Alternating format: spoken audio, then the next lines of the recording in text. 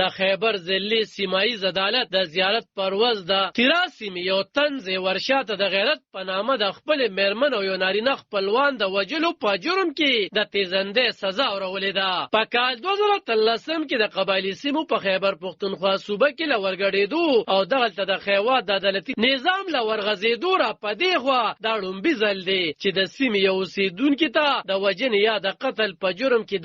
د ځایي محکمې له لوري د مرګ سزا ورول شوې ده. د غیرت په نامه وژنو کې ککړ دغه مجرم ته د عدالت لخوا د 10 لک روپو د جرمانې سزا هم ورول شوې ده چې د وژل شوو کسانو د کورنۍ غړو لپاره په مساوي ډول ورکول کیږي. په تیرا کې د موجودو پولیسو په وینا زیورشاه سمود وړاندې د غیرت په نوم اول خپل یو نارینه خپلوان وژلی وو او وروسته یې غوښتل چې خپله پیغله لور هم ووژني، خو د هغه میرمن خپله لور خوندي ځای ته لیږلې وه او زیورشاه بیا په غوسه کې خپله میرمن د کور دننه وژلې وه. د پولیسو په وینا تر دغو وژنو وروسته زیورشاه له کلي تښتېدلی وو او د دې وژنو په اړه معلومات هېڅ چا هم ځایي پولیسو ته نه ورکول چې له امله د تیرا پولیسو له خپله انده د زیورشاه په ضد FIR درج کړو او بیا څه موده وروسته د هغه په نیولو کې بریالي شول. د تیرا پولیس د یو چارواکي ایرانګل په وینا نیول شوی تن بیا په جمرود کې ډسټرکټ اینډ سیشن جج ته وړاندې کړل شو، چېرته چې د څو میاشتو په لټونو او عدالتي کاروایۍ نه وروستو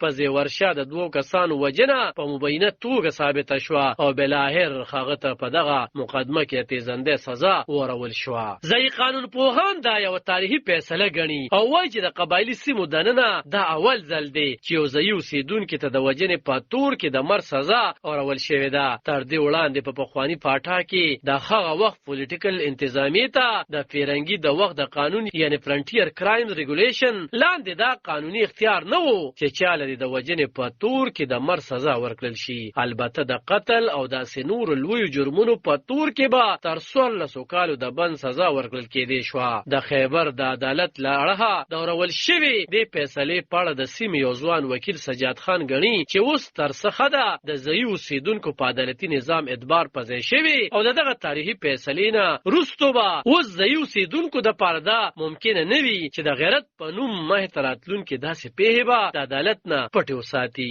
د هغه په وینا د ځایي عدالتونو دغسې فیصلو سره به په ضم شوو قبایلي ضلعو کې د سختو یا خطرناکو جرمونو شرح هم کمه شي او زیات خلک به بیا دغه محکمو ته رجوع کوي. خو چېرته کو قانون پوهان یا وکیلان د خیبر عدالت د دغه فیصلې په اړه ډېر خوشبینه دي او دا د قانون یوه ګټه ګڼي، نو هلته هغه قومي مشران څوک چې تر اوسه د انضمام مخالف دي او غواړي چې د قبایلي سیمو پخواني حیثیت باید بیرته پځای کړل شي، د خیبر د ضلعي عدالت دغه فیصلې منلو ته تیار نه دي. د زهاهیل قام یو مشر ملک عبدالرزاق اپریدي وایي چې دا فیصله د قبایلي روایتو خلاف ده او دا چې عدالت تورن کس سره زیاتې کړې دي. هغه البته دا هم مني چې په خپله د قبایلي روایتو له مخه همدغسې تن له د جرګې د فیصلې له مخه هم د مرګ سزا ورکولی شي. البته فرق دا وي چې د عدالتي فیصلې له مخه مجرم له پانسي ورکولی شي او د قبایلي جرګې له اړخه مجرم د وژل شوي تن کورنۍ ته د وژل کېدو دپاره سپارل کېږي. بل اړخ ته د تیرانه د ترلاسه شوو معلوماتو له مخه هلته ځایي قومي مشرانو د عدالت د فیصلې غندنه کړې او د دغه فیصلې په ضد یې د احتجاج اعلان کړی دی.